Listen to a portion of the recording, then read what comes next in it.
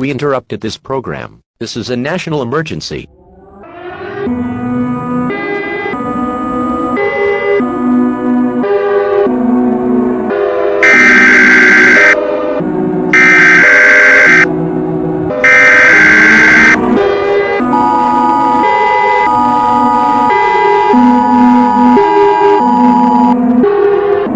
Please stand by.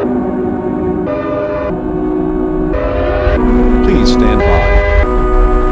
This message has been transmitted at the request of the United States government and the Security Containment Protection Corporation. This is not a test. I repeat, this is not a test. At approximately 7:30 a.m. Mountain Standard Time, anomaly has struck the sun, resulting the sun to be dangerous to look at the sun. Those who looked at the sun has melted and reformed into an anomalous biomass, aka SCP-001-B. I believe these anomalous biomasses are extremely dangerous.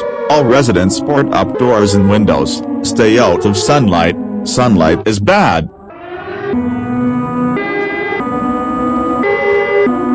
Look at the sun. It's beautiful outside. There's no dangerous thing about the sun. Look at the sun. Look at the sun.